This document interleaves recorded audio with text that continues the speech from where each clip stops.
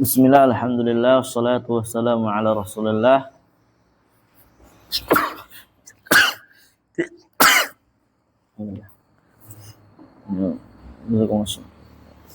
Bismillah, alhamdulillah, wassalatu wassalamu ala rasulillah wa alihi wa sahbihi wa man wa ba'd. Muwasil qira'atana ala kitab Syarh al-Waraqat fi Ushul al-Fiqh. Sekarang kita dalam pembahasan qaulus sahabi.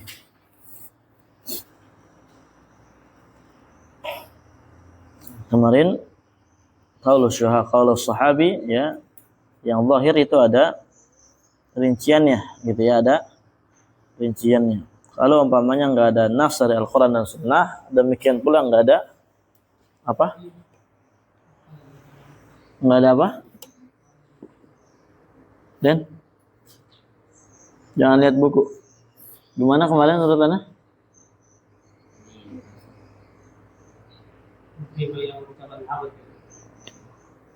Kapan kita berhujjah dengan qaul sahabi? Doang.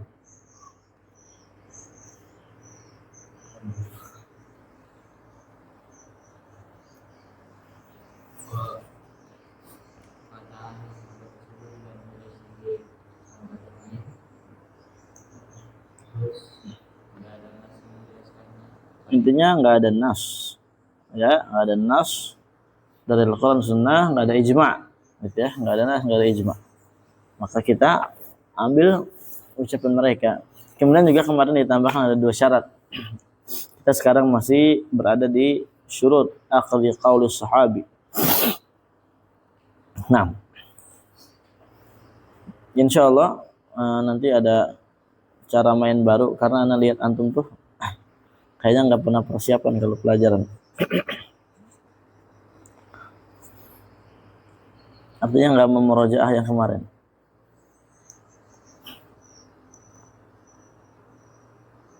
Kita kalau di Yaman tuh nggak murojaah persiapan pelajaran tuh diomelin sama Syekh, ya, dinasihatin untuk murojaah. Cara tahunya gimana? Cara tahunya ya Syekh nanya satu-satu. Nanya satu-satu, nggak bisa jawab ya udah kelar. Ini Anda rasa kalau Syekh itu kan agak sulit gitu ya pertanyaannya. Nah ini kan pakai bahasa Indo, ya, pakai bahasa antum. Berarti kalau antum nggak bisa jawab, bukan sulit pertanyaannya. Memang antum nggak persiapan. Artinya kayak gitu. Atau belum paham.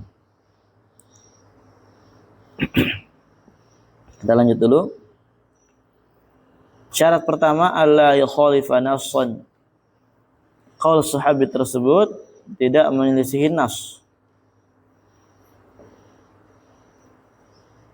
Fa in khalafa nassan akhadha bin nas. Kalau menyelisihi nas, maka kita ambil yang nas.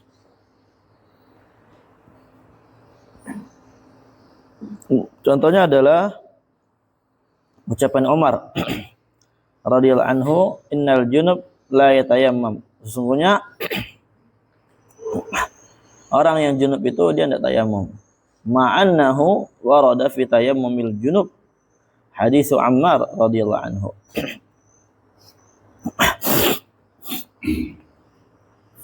Padahal kita telah lihat bahwasanya di sana telah datang hadis Ammar bin Yasir, yaitu beliau tayamum ketika junub. Nah, bagi yang belajar fikih insyaallah enggak samar. Kedua, alla yukhalifa qaula sahabiyyin akhar. Qaul sahabat tersebut tidak menyelisihi ucapan sahabat yang lainnya.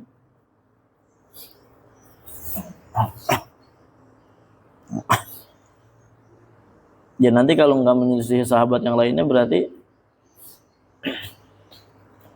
ijma' sukuti. Allahu a'lam. Ya kita lihat sini. Fa in khalafa qaula sahabiyyin akhar. Kalau umpamanya qaul sahabat tersebut menyelisih sahabat yang lainnya, akhadha bi rajih minhuma. Kita ambil yang lebih rajih dari keduanya. Ya, yang lebih rajih yang mana? Kita ambil. Kita timbang-timbang. Wa misal contohnya adalah siyamu yaumi salasin min Sya'ban. Puasa di hari 30 dari bulan Sya'ban. Idza hala duna ru'yatil hilal ghaimun aw ghaimun wa nahwuhu. Ketika ada yang menghalangi dari awan atau yang semisalnya, duna ru'yatil hilal, dan hilal tidak dilihat.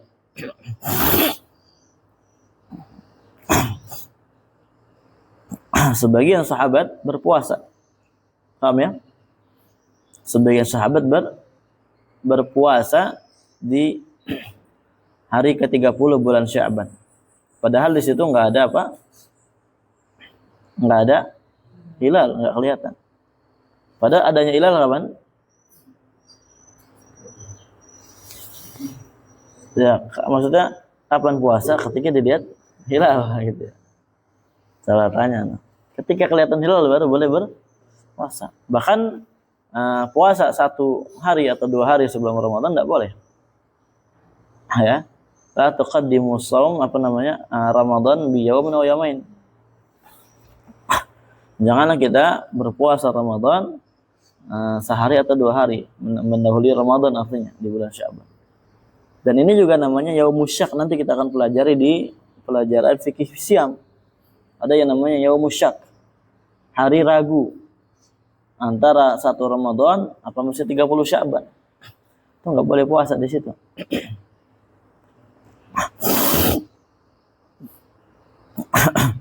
Nah, di sini contohnya ada pendapat sebagian sahabat yang dia puasa di 30 Sya'ban dalam keadaan hilal belum kelihatan. Kenapa masih kita katakan 30 Sya'ban? Nanti kita akan jelaskan hadisnya. Faqad ruwiya siyamuhu an jama'atin minal sahabah minhum Ibnu Umar radhiyallahu anil jami'. Dan sungguh telah diriwayatkan puasanya ini dari kelompok dari sahabat Nabi SAW, diantaranya Ibnu Umar. Semoga Allah meridai mereka. Waruya an akharin ada musyami, dan diriwayatkan dari yang lainnya, dari sahabat yang lainnya, ya tidak berpuasa kalau di 30 Sya'ban dalam keadaan masih ada ghumma alaina, samar, ada awan tertutup, tidak kelihatan hilal. Wa huwa rajih, dan inilah yang rajih. Ya, yang rajih enggak boleh apa? Enggak boleh puasa. Bukan enggak puasa lagi, tapi enggak boleh puasa. Di hadis Ibnu Umar radhiyallahu anhu, hadisnya landasannya adalah hadis Ibnu Umar radhiyallahu anhu. Lalu bagaimana? Ibnu Umar puasa. Ya. Tadi Ibnu Umar apa? Puasa. Diriwayatkan dari Ibnu Umar berpuasa.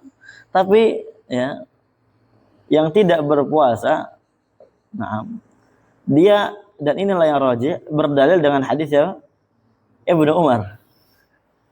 Unik ya.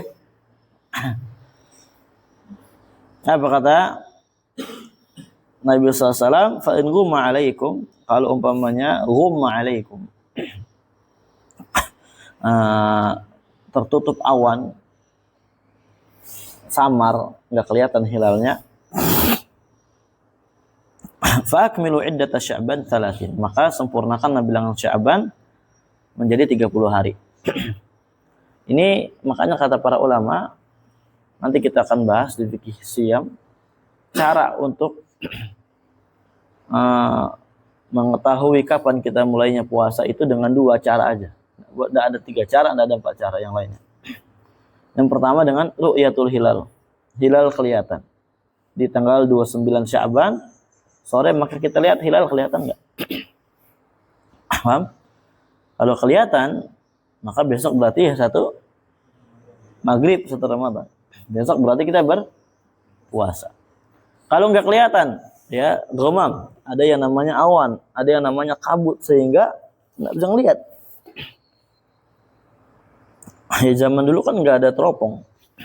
Zaman sekarang yang ada teropong aja masih. Coba, wah, besok lagi puasanya gitu. Apalagi di Indonesia nih kadang sidang isbat lama juga. Ingin memberikan pengumuman. Ya, karena memang belum kelihatan gitu kan. Nah, maka cara kedua apa? Kalau kasusnya ghamam, berarti kita ikmal iddah Sya'ban 30. Kita sempurnakan bilangan Sya'ban menjadi 30 hari. Enggak boleh kita puasa di situ. Berarti puasanya besoknya. Karena ini masih 30 Sya'ban. Terus kalau umpamanya di Saudi udah kelihatan, di sini belum, gimana?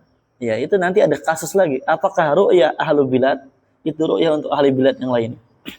Ya, itu nanti dibahas. Ulama berselisih dengan perselisihan yang agak panjang.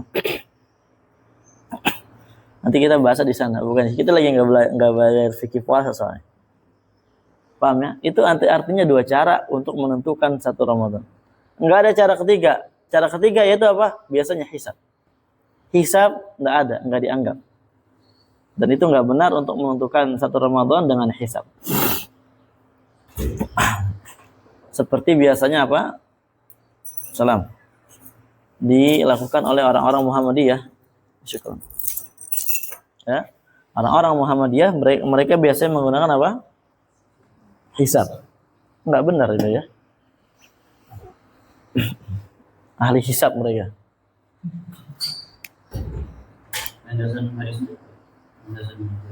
Apa? Itu. Faqdurulah, takdirkanlah. Kan hisab ditakdirkan. Oh ya 30 hari. 30.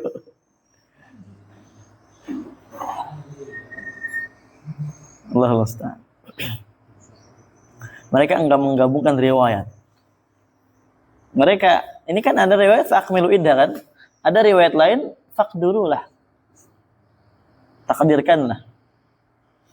Nah. Ya, orang NU juga dia termasuk kebanyakan mereka ahli hisab. Bahkan ketuanya mereka sangat bangga dengan ahli hisabnya mereka. Apa? Ngerokok. Katanya yang cuma yang merokok banyak tuh kita, maka kita harus berbangga. Oh, al-hisab ini.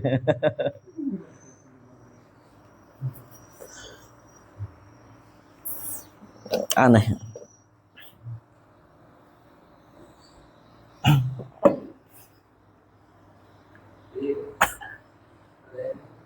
Nanti aja dulu, kasih dingin dulu.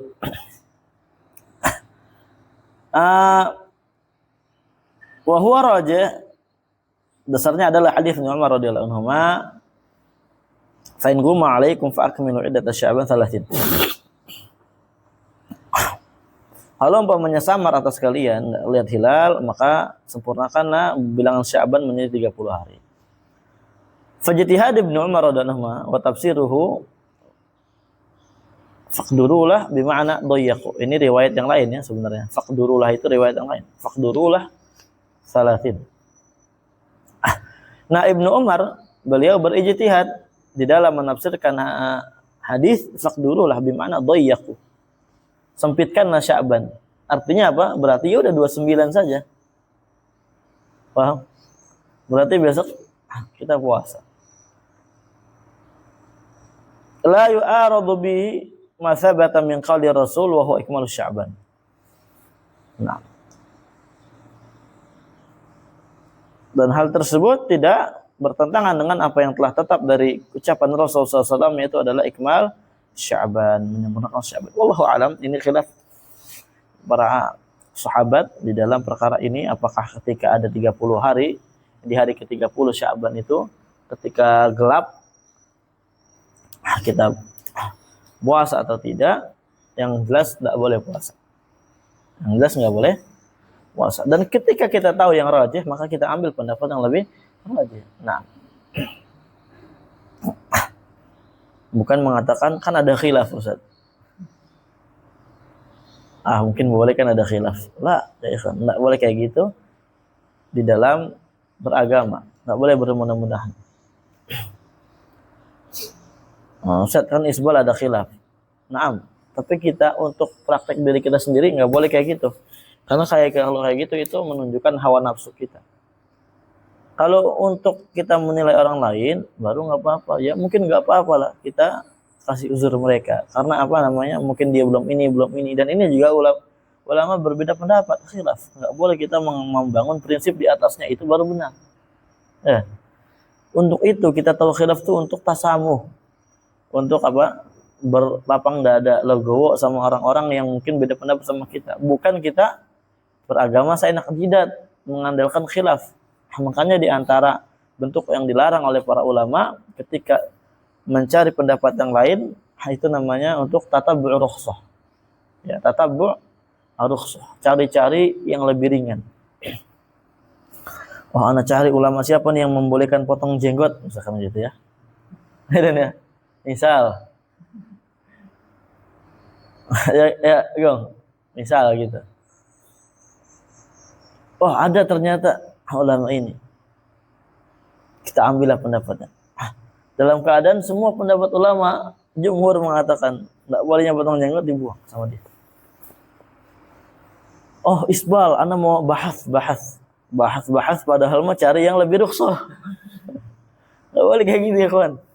Bahas itu namanya. Ya. Itu namanya ittiba'ul hawa.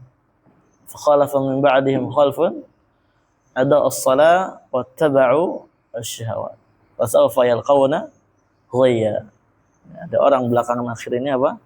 Ya, dia adalah orang-orang yang adha'us salah, meninggalkan salat, menyia-nyiakan salat. Wa attaba'u syahwat, mengikuti syahwatnya. Maka kelak dia akan mendapatkan yang namanya kesesatan. Nah, barakallahu fikum.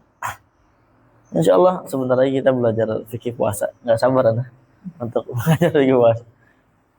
Karena antum melihat sebanyak ini pelajaran enggak ngajar fikih ya. Ajib. Karena Anda belum siap untuk mengajar fikih yang runut karena masih banyak kerjaan. Jadi untuk hiburan nanti ya belajar fikih puasa itu ya. Alhamdulillah. Taib. Wa qaulul mani'ina min ihtiyajihi bi khabari sahabi inna sahabiyya ghairu ma'sumin ka ghairihi. Pendapat orang yang mencegah, menghalangi, yang tidak membolehkan untuk berhujjah dengan khabarnya sahabat, bahwasanya sahabat itu tidak maksum seperti yang lainnya, seperti kita tidak maksum. Sahih? Nah, ya, fardunya min afradis sahabat tidak maksum. Ijma'nya lah yang maksum.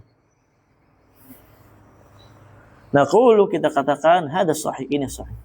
Walakin akan tetapi intifa'ul isma la yanfi illa al-hujjiyah al-qat'iyyah. Akan tetapi ternafikannya ismah itu tidak menafikan kecuali hujjah qat'iyah saja. Artinya apa? Qaulu sahabi tetap hujjah. Ya. Enggak ismah, tetap enggak ismah, dan hujjah tetap hujjah. Karena ismah atau tidak ismah itu bicara tentang hujjah qat'iyah. Kalau ijma' sahabi kita katakan ma'sum, ya, ismah ma'sum terjaga. Karena apa? Karena itu adalah hujjah qat'iyah. Paham? Dari mana lahir hujjah qat'iyah? Dari ismah itu sendiri. Apa tahu ismah kan? Penjagaan. Antum yang enggak tahu jangan melongo kayak orang paham. Tanya. Kemudian umpamanya kalau ada sahabat 1, 2 yang dia berpendapat khabar sahabi. Naam, enggak ismah itu memang. Enggak maksum dari kesalahan, sahwalala. Tapi ternafikannya isma itu bukan berarti ternafikannya hujjah. Paham? Ya. Paham? Ternafikannya isma bukan berarti ternafikannya apa? Tetap ada hujjahnya walaupun enggak qat'iyah. Karena nafil isma itu bimba binafi al-hujjiyatil qat'iyah. Wa nahnu dan kita ala naqulu bi qat'iyati hujjiyati qauli sahabi. Dan kita tidak berpendapat dengan qat'inya hujjah qaul sahabi. Enggak kita mengatakan Qaulu sahabi, ucapan sahabat, bukan ijma ya, qaul, ucapan. Person dari sahabat. Kita enggak mengatakan bahwasanya itu apa? Hujjah qat'i, yang pasti, yang jelas, yang harus wajib diikuti, enggak ada kesamaran di situ. Nah. Wa inna ma huwa hujjatun dhanniyah. Akan tetapi itu hanya hujjah dhanniyah sifatnya. Paham? Paham Hanif?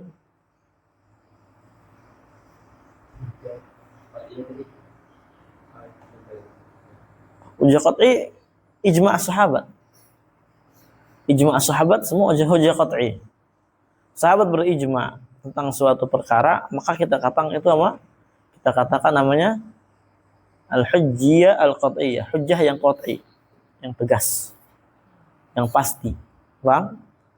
Terus kalau umpamanya sahabat enggak berijma', ya, lam yablugh darajatal ijma', cuma sekedar 1, 3, 4 sahabat yang mengatakan, apakah kita katakan hujjah qat'iyah? Enggak, cuma hujjah dhanniyah. Paham? Sifatnya dhanniyah saja. Sudah paham ya? Oh, kalau misalnya jadi sendiri maksudnya kayak misalnya 1-2 orang tadi. Iya, person. Enggak sampai derajat ijma'. Enggak sampai derajat. Terus dari sisi mana kita ambil qat'iyatul hujjiyahnya? Ya dari sisi ismah. Adanya ismah pada qaul sahabi. Ijma' sahabi afwan. Adapun qaul as-sahabi, na'am, itu enggak ada ismah di situ, enggak dijaga, enggak ma'sum. Terkadang bisa salah. Makanya kita katakan hujjiyahnya dhanniyah. Dhanniyah itu apa? Dhanniyah itu ya ini adalah at-tarf rajih ma ihtimalihi marjuh. Ya. Tarf rajih ma ihtimal al-marjuh. Dia rajih. Naam. Walaupun di sana mungkin ada ihtimal apa? Marjuh ternyata. Naam. Karena itu sifat dhanniyah. Karena dhanniyah ini ya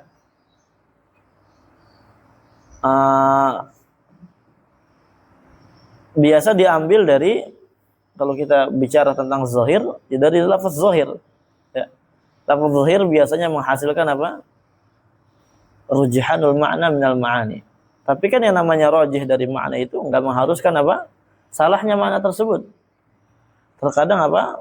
Enggak mengharuskannya benar, terkadang salah. Makanya kita katakan hujjiyah atau dhanniyah, ya zan rajih, ya mungkin terkadang di sana ada yang lebih benar lagi. Paham? Tapi kalau kita mendapatkan kalau sahabi, ya itu hujjah insyaallah. Tapi kan masalahnya kan kita kan enggak bisa menelitinya. Betapa banyaknya gitu kan. Ini kita perbekalan untuk apa? Ketika nanti membaca kitab para ulama dan semisalnya. Wa min amthilati qaul sahabi, di antara contoh qaul sahabi adalah qaulu Ali radhiyallahu anhu, haditsun nas bima ya'rifun. Bicaralah kepada manusia dengan perkara yang mereka pahami. Ya. Atuhibbuna an yakdziba Allah wa rasul an yukadzdzaba Allah wa rasul. Apakah kamu suka Allah Azza wa Jalla dan Rasulullah didustakan? Paham? Ini adalah qaul Ali radhiyallahu anhu. Ini namanya qaul sahabi. Bolehkah kita berhujjah dengan ini? Boleh. Haditsun nas bima ya'rifun. Kalau kita mau bicara sama manusia, bicaralah dengan apa yang mereka pahami. Jangan terlalu tinggi, umpamanya ini dalam sisi apa? Berdakwah misalkan, ya. Misalkan apa? Antum berdakwah di pedalaman, jangan antum menggunakan bahasa tinggi-tinggi, gitu ya. Maka apalagi bahasa Arab. Jangan antum kata, maka di antara perkara yang fundamental yang harus kita salah. Nggak boleh. Fundamental.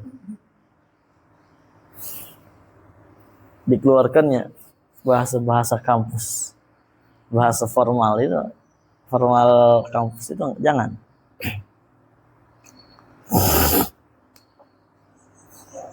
Paham ya? Paham deh nih? Siapa tahu nanti dakwah di dalam kebun sawit kan? Hutan. Wa min amsilatil fi'li qaul Bukhari wa amma Ibnu Abbas wa huwa mutayammimun. Di antara contohnya perbuatan sahabat adalah yang diucapkan oleh Bukhari. Adapun wa amma Ibnu Abbas, nah, dan Ibnu Abbas itu mengimami salat dalam keadaan beliau itu tayamum, bukan berwudu. Wallahu, berarti boleh nggak ya imam salat dalam keadaan tayamum? Ini boleh. Ya, hujjah. Paham? Hajjiyah zaniyah sifatnya. Hakadha barakallah. Lanjut. Selesai bab qaulus sahabi, sekarang kita masuk al-akhbar. Kita belajar mustalah hadis di usul fikih. Oke, baca Ki.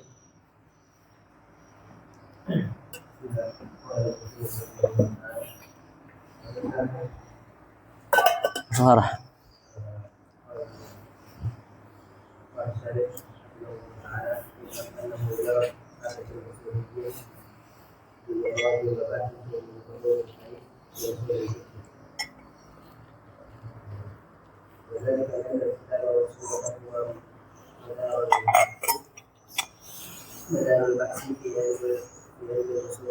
ولما كان القرآن لا يحتاج إلى نظر في سنده لأنه ثابت ثبوتا قطعيا بنقل القواعد نقلا ومعنى صار البحث مقتصرا على النظر في دلالة النص على الحكم.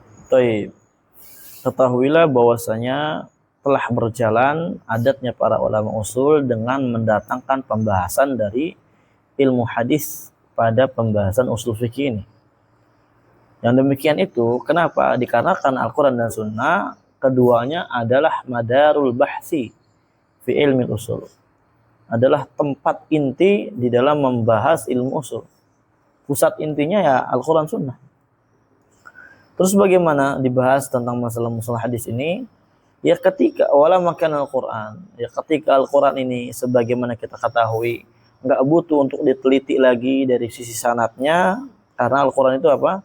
Sabit, ya, tetap dengan ketetapan yang qat'i, dengan penukilan yang mutawatir dari sisi lafaz dan maknanya. Bahkan ada ya qiraat sampai asyarah sugra gitu kan. Ada qiraat syadzah yang dia nyeleneh. Penukilan secara mutawatir. Ya, dan itu nggak butuh lagi untuk kita periksa.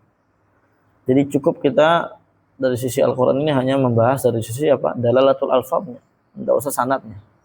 Nah, saral bahth muqtasiran ala nazar fi dalalatin nas ala hukum. Maka pembahasan itu hanya mencukupi di dalam penelitian tentang dalalah nasnya. Dalalah penunjukan nas yang ada dalam Al-Quran atas suatu hukum. Ketika Al-Quran berkata A, hukumnya ini apa maksudnya? Penunjukannya. Ketika Al-Quran berkata B, penunjukan dari nas yang dikata di situ apa hukumnya? Paham dulu? Apa?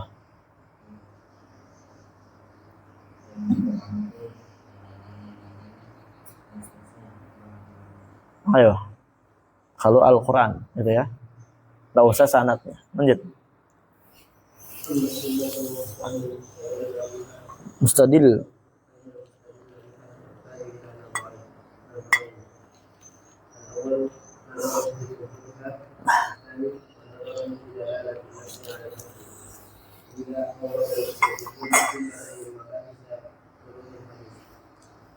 Taib.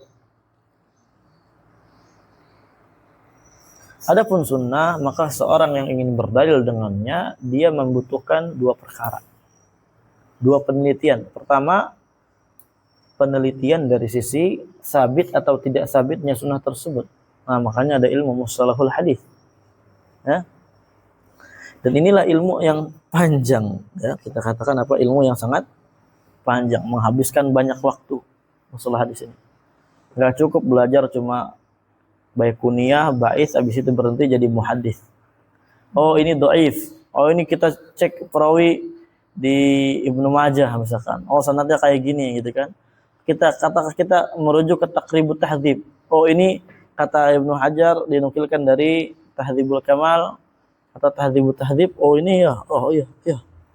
Oh iya, oh ini perawinya siko semua berarti sahih. Enak sekali itu. Oh, ini perawinya ada yang dhaif nih di tengah nih. Oh, berarti dhaif. Itu kayak pelajaran matematika gitu. 1 tambah 1 2. 2 tambah 3 berapa gitu ya. Enak sekali enggak kayak gitu ya, Pak.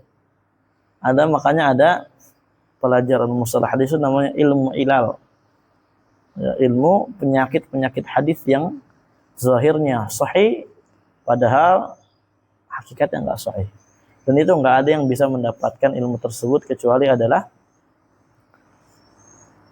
orang ulama yang dia itu diberikan taufik sama Allah. Jarang sekali dari ulama hadis pun yang dia bisa menguasai ilmu ilal. Bahkan kemarin dikatakan ilmu ilal itu adalah ilmu ilham. Ya.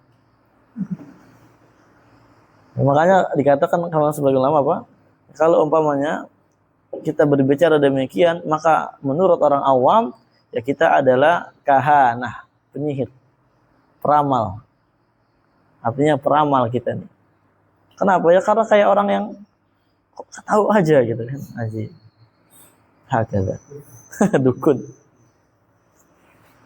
Kedua juga penelitian tentang dalalah nasnya atas suatu hukum. Namanya dalalatul alfaz.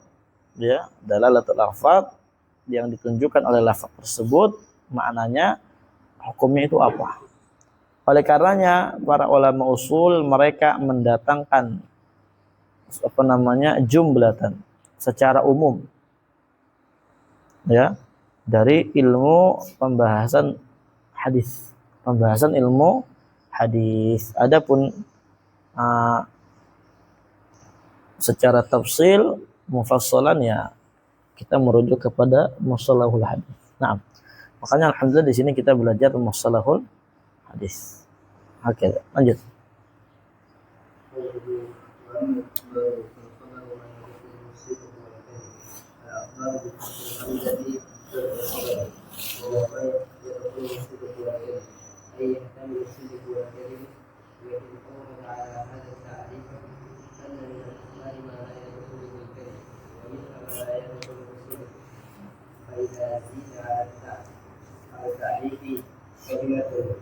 Kalimatu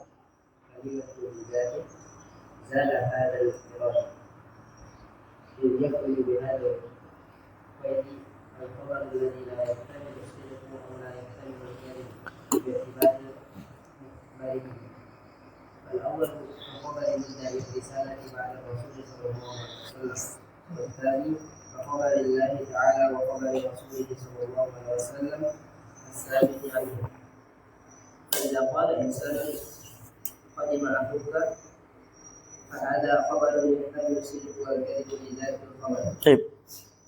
Nah, terjemahan dulu terlalu panjang. Qauluhu wa amal akhbar fal khabar ma yadkhulu sidq wal kadhib. Al akhbar dengan fathah hamzah jama' dari kata khabar. Akhbar ini adalah suatu lafaz atau suatu perkara yang dapat kita berikan sematan jujur atau dusta. Ai yahtamilu sidqu wal kadhib. Ya, memiliki ihtimal jujur atau tidak jujur. Ya, dusta. Paham ya? Namanya kalam khabari. Al-kalam al-khabari.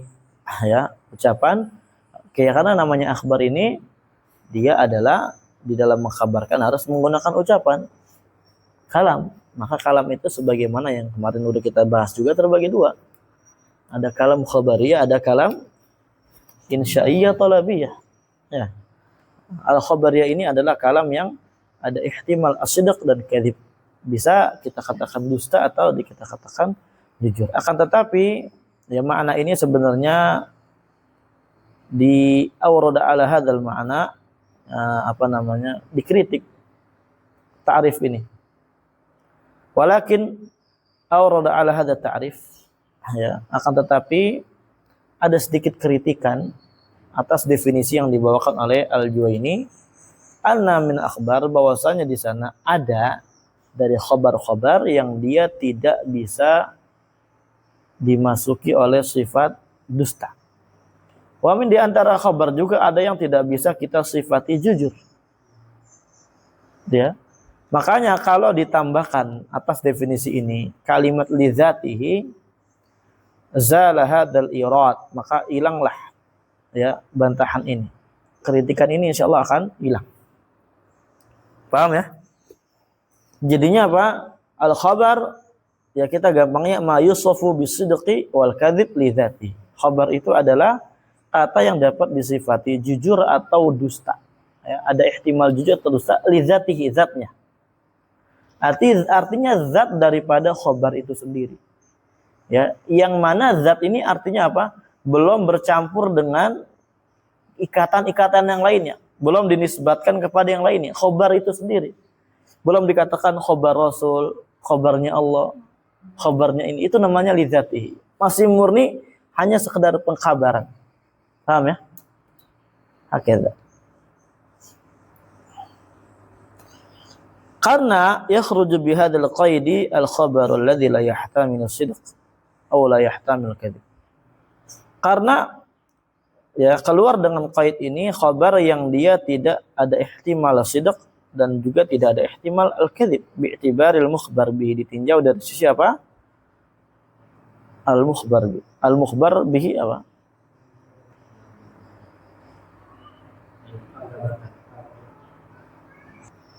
Ditinjau dari sisi kabar itu sendiri. Nah, fal awal yang pertama itu yang dia khabar yang tidak ada ihtimal sidq. Artinya udah langsung kadzib aja. Ka khabari mudda'ir risalah ba'da rasul.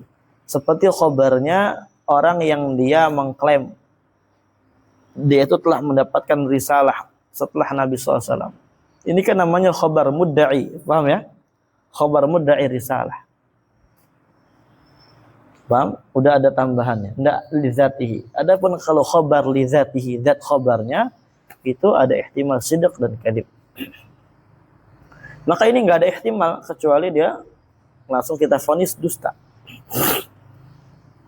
Nah. Wasani yang kedua ka khabarillah. Maksudnya enggak ada ihtimal kadzib. Seperti khabarnya Allah, khabarnya Rasul, asabit anhu yang telah sabit darinya. Ketika ada qala insan, manusia berkata qadima akhuka. Saudaramu telah datang. Maka ini adalah khabar. Ya, ini adalah khabar, ada ihtimal sidq dan kadzib. Li dzatil khabar, pada zat khabarnya. Nah. Sebentar. Fa'intabaqal waqi' fahuwa sidqun. Zatnya ini, zatul khabarnya, kalau umpamanya dia sesuai daripada realita yang ada, maka berarti ini adalah khabarus sidq, khabar yang jujur. Wa in khalafa fahuwa kadzib. Kalau menyelisih ya berarti dia dusta. Wa dzalika imma 'ala sawa' in kana al-qa'il majhul al-hal. Yang demikian itu terkadang ya bisa ala sawa, sama saja. Artinya apa? Enggak bisa kita katakan dusta, enggak bisa kita katakan apa? Jujur. Syak ini. Kapan hal tersebut terjadi? In kana al-qa'il majhul al-hal. Kalau umpamanya orang yang ngomong tuh enggak tahu keadaannya gimana kita. Nggak tahu keadaannya yang ngomong gimana, dia jujur kah, apakah dia suka dusta kah, ya tiba-tiba mengkabarkan suatu perkara, ini kita nggak tahu, nggak bisa bersikap sah walala, nggak bisa bersikap untuk kita mengatakan ini sidq atau kadzib. Dia masih berada pada sifat asalnya yaitu ihtimal sidq dan kadzib li dzatihi. Au ma'arujhani sidq, atau ya khabar tersebut ada sisi kuatnya itu lebih kepada jujur. In kana al-mukhbir adlan. Kalau orang yang mengkhabarkan apa? Adalah orang yang adil. Apa artinya adil?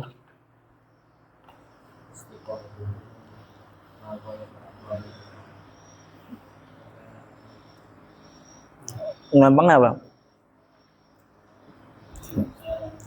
maka aghlab ahwalihi ta'ah. Awil kadhib, atau dia dusta. Artinya apa? Rajihani sidq. Atau kita langsung katakan ya, khabarnya betul-betul dusta. Paham ya? Kita sifati dusta. Kalau misalkan apa? Orang tersebut fasik. Ala kullin barakallahu fikum. Ini bicara tentang perawi, arahnya sebenarnya nanti apakah arahnya kepada perawi yang dia mengkabarkan hadis Nabi SAW, mengkabarkan hadis Nabi Sallallahu Alaihi Wasallam. Ada yang namanya nanti perawi itu yang sifatnya adil, ada yang dia muttaham bil kadzib dan yang semisalnya. Kita lanjut dulu aja. Fadal. Kita istirahat dulu. Ilahuna. Alhamdulillah.